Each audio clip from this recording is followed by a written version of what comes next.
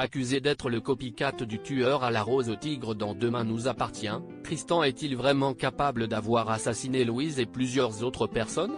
Ou quelqu'un cherche-t-il à le piéger? Arrêté hier par la police, Tristan, Mathieu Alexandre, est-il vraiment le copycat de Demain nous appartient, responsable de plusieurs meurtres dont celui de Louise, Alexandra Naoum? Dans l'épisode diffusé vendredi sur TF1, et d'ores et déjà disponible sur Salto, Raphaël, Jennifer Loret, nommée avocate d'office de Tristan, va annoncer à son client que de nombreuses preuves l'accablent, en plus des pétales de rose au tigre découvertes dans sa veste, de la digitaline a été retrouvée dans sa voiture. Sans parler des recherches qu'il a faites sur Internet il y a environ 2 semaines sur les techniques d'empoisonnement à la digitaline. Bref, tout semble aller dans le sens de sa culpabilité.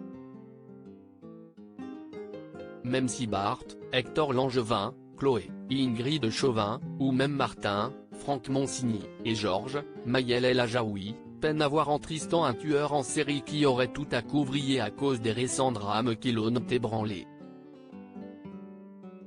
Dans un nouvel extrait de Demain nous appartient dévoilé en avant-première par TF1, Tristan s'entretient avec Raphaël et assure à son avocate qu'il est innocent et que quelqu'un cherche à le piéger en lui faisant porter le chapeau et en le rendant responsable des meurtres de Gaël Richet, avec qui il a eu une brève liaison, de la fleuriste Violette Lenoir, de Louise, et d'Arnaud Le Sieur.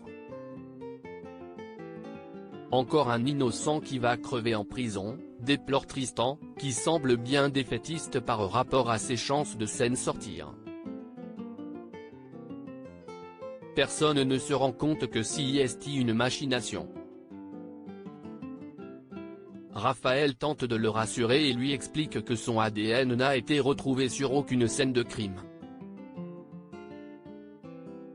La police n'écarte pas cette hypothèse. Ils vont forcément trouver qui a fabriqué ces preuves contre vous.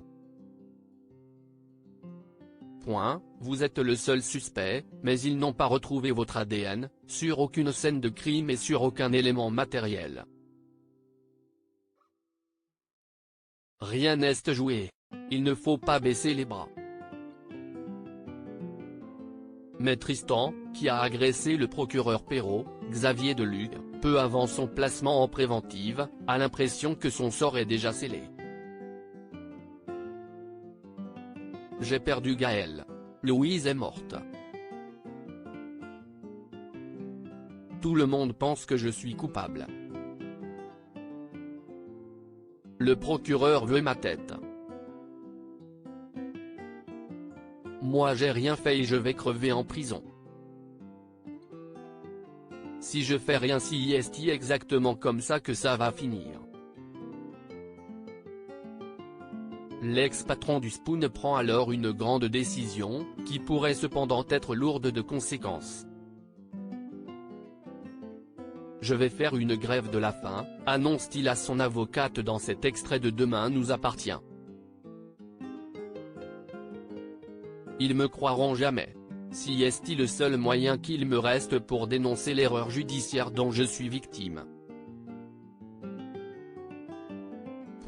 Vous prévenez la presse et vous leur dites que tant que je ne suis pas libéré j'arrête de m'alimenter. Ce dernier recours va-t-il porter ses fruits? Et Tristan est-il vraiment accusé à tort? Tout semble indiquer que oui. Après tout, il est difficile d'imaginer que les scénaristes du feuilleton aient décidé d'en faire à son tour un tueur en série, alors que son frère, Sacha, croupit déjà en prison pour les meurtres de plusieurs femmes. De plus, dans les prochains épisodes, Georges va découvrir un élément qui va grandement le perturber et lui faire perdre toutes ses certitudes. Et si un autre personnage bien connu des fans était en fait le vrai copycat du tueur à la rose au tigre et avait cherché à piéger Tristan? L'intrigue Noces Rouges n'a certainement pas encore livré toutes ses réponses.